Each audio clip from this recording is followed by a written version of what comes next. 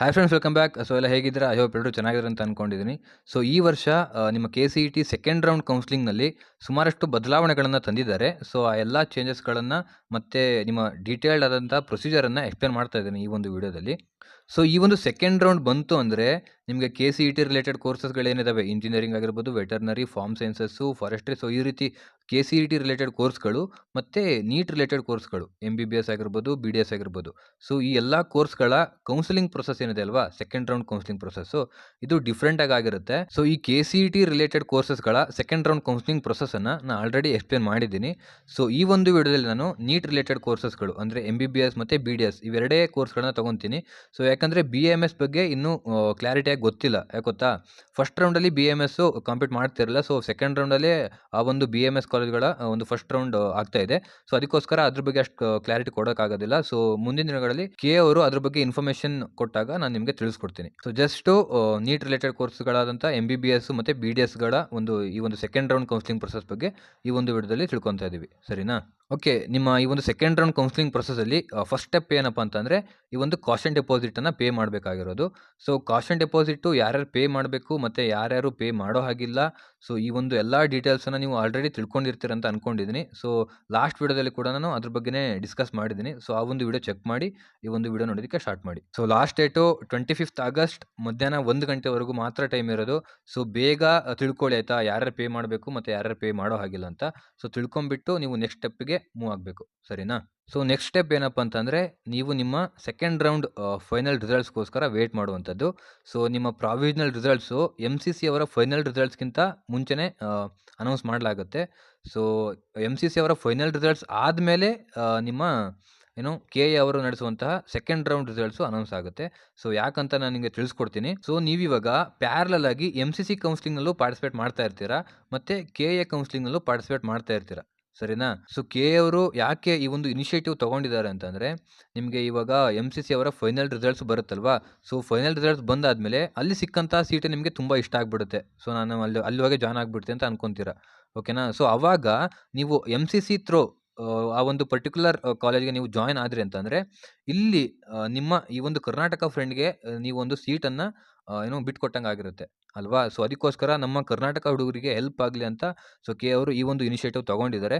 So ಅಕಸ್ಮಾತ್ ಏನಾದ್ರು ಅವ್ರಿಗಿಂತ ಮುಂಚೆನೇ ಅಂದರೆ MCC ಅವ್ರಿಗಿಂತ ಮುಂಚೆನೇ ಈ ಒಂದು KCET ಕೌನ್ಸಿಲಿಂಗ್ ಆಗಿಬಿಡ್ತು ಅಂತಂದರೆ, ಸೊ ಆವಾಗ ಯಾವುದೋ ಒಬ್ಬ ಸ್ಟೂಡೆಂಟಿಗೆ ಮಿಸ್ ಆಗಿಬಿಡ್ತಿತ್ತಲ್ವ ಒಂದು ಸೀಟು. ಸೊ ಅದಕ್ಕೋಸ್ಕರ ಈ ಒಂದು ಇನಿಷಿಯೇಟಿವ್ ತೊಗೊಂಡಿದ್ದಾರೆ. ಸೊ ಒಳ್ಳೆ ಇನಿಷಿಯೇಟಿವ್ ಕೂಡ KA ಅವ್ರ ಕಡೆಯಿಂದ. ಸೊ ಮತ್ತೆ ನಿಮಗೊಂದು ಡೌಟ್ ಬರ್ಬೋದು, ಏನಪ್ಪ ಅಂತಂದರೆ, ಬ್ರೋ ನಮಗೆ ಫಸ್ಟ್ ರೌಂಡಲ್ಲಿ ಯಾವುದೊಂದು ಕಾಲೇಜ್ MBBS ಕಾಲೇಜ್ ಅಲರ್ಟ್ ಆಗಿದೆ ಅಥವಾ BDS ಕಾಲೇಜ್ ಅಲರ್ಟ್ ಆಗಿದೆ.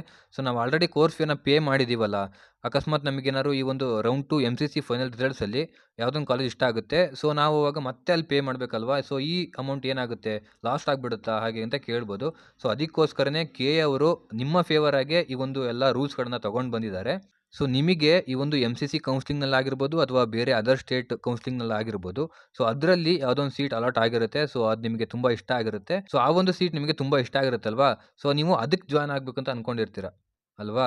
ಸೊ ಬಟ್ ನೀವೇನು ಮಾಡಿರ್ತೀರಾ, ಈ ಒಂದು ರೌಂಡ್ 1 ಆದಮೇಲೆ ನಿಮ್ಮ ಕೋರ್ಸ್ ಫೀಯನ್ನು ಕಟ್ಟಿರ್ತೀರ ಇಲ್ಲಿ ಅಲ್ವಾ? ಸೊ ಆ ಕೋರ್ಸ್ ಫೀಯನ್ನು ಡೈರೆಕ್ಟಾಗಿ ನಿಮಗೇನಾದರೂ ಇದು ಗೊತ್ತಿರಲಿ ಆಯಿತಾ, ನಿಮಗೇನಾದರೂ MCC ಅಥವಾ ಬೇರೆ ಅದರ್ ಸ್ಟೇಟ್ ಕೌನ್ಸಿಲಿಂಗ್ನಲ್ಲಿ ಸೀಟ್ ಸಿಕ್ಕರೆ ಮಾತ್ರ ಆ ಒಂದು ನೀವು ಫಸ್ಟ್ ರೌಂಡಲ್ಲಿ ಏನು ಕಟ್ಟಿರ್ತೀರಲ್ವ ಕೋರ್ಸ್ ಫೀನ, ಅದನ್ನು ಅಲ್ಲಿಗೆ ಟ್ರಾನ್ಸ್ಫರ್ ಮಾಡ್ತಾರೆ, ಓಕೆನಾ? ಅದಕ್ಕೆ ಫ್ರೀ ಎಕ್ಸಿಟ್ ಅಂತ ಕರಿತೀವಿ. ಸೊ ನೆನಪಿರಲಿ, ನೀವೇನಾದ್ರು ಫ್ರೀ ಎಕ್ಸಿಟ್ ಆಗಬೇಕು ಅಂತ ಇದ್ದರೆ, ಓಕೆನಾ, ಫ್ರೀ ಎಕ್ಸಿಟ್ ಆಗಬೇಕು ಅಂತ ಅಂದ್ಕೊಂಡಿದ್ದೀರ ಅಂತಂದರೆ ನಿಮಗೆ MCC ನಡೆಸುವಂಥ ಕೌನ್ಸಿಲಿಂಗ್ನಲ್ಲಿ ಈ ಒಂದು ಸೀಟ್ ಅಲಾಟ್ ಆಗಿರಬೇಕು. ಸೀಟ್ ಅಲಾಟ್ ಆಗಿದ್ದರೆ ಮಾತ್ರ ನಿಮಗೆ ಆ ರೀತಿ ಒಂದು ಆಪ್ಷನ್ ಇರುತ್ತೆ. ಸೊ ಅರ್ಥ ಆಯ್ತಲ್ವಾ? ಸೊ ಈ ರೂಲ್ ಅಪ್ಲೈ ಆಗೋದು KA ಕೌನ್ಸಿಲಿಂಗ್ನಲ್ಲಿ ನಿಮಗೇನಾದ್ರು MBBS ಅಥವಾ BDS ಸೀಟ್ ಸಿಕ್ಕಿದ್ರೆ ಮಾತ್ರ, ಓಕೆನಾ? ಈ ಒಂದು ಫ್ರೀ ಎಕ್ಸಿಟ್ ಆಪ್ಷನ್ ನಿಮಗೆ ಎನೇಬಲ್ ಆಗುತ್ತೆ. ಯಾಕಂದರೆ ಸುಮ್ಮನೆ ಕೊಡೋದಕ್ಕೆ ಆಗಲ್ಲ ಕ್ವಿಟ್ ಆಪ್ಷನ್ನು.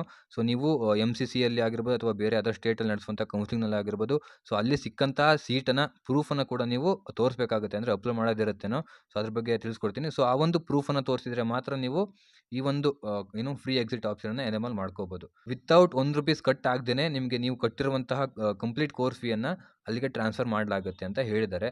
ಸೊ ಟೆನ್ಷನ್ ತೊಗೋಬೇಡಿ. ಸೊ ನನ್ನ ಸಜೆಷನ್ ಏನಪ್ಪ ಅಂತಂದರೆ, ನಿಮಗೇನಾದರೂ MCC ಕೌನ್ಸಿಲಿಂಗ್ನಲ್ಲಿ ಸೀಟ್ ಸಿಕ್ತು, ಅದು ನಿಮಗೆ ತುಂಬ ಇಷ್ಟ ಆಗಿತ್ತು ಅಂತಂದರೆ, ಸೊ ಪ್ಲೀಸ್ ಆ ಒಂದು MCC ಕೌನ್ಸಿಲಿಂಗ್ ಥ್ರೂನೇ ಆ ಒಂದು ಸೀಟ್ಗೆ ಜಾಯ್ನ್ ಆಗಿ. ಸೊ ನೀವು ಹೀಗೆ ಮಾಡೋದ್ರಿಂದ ಕರ್ನಾಟಕದಲ್ಲಿರುವಂಥ ನಿಮ್ಮ ಒಬ್ಬ ಫ್ರೆಂಡ್ಗೆ ನೀವು ಹೆಲ್ಪ್ ಮಾಡ್ದಂಗೆ ಆಗುತ್ತೆ, ಓಕೆನಾ? ಸೊ MCC ಅವರ ಫೈನಲ್ ರಿಸಲ್ಟ್ಸ್ ಅನೌನ್ಸ್ ಆಗುತ್ತೆ.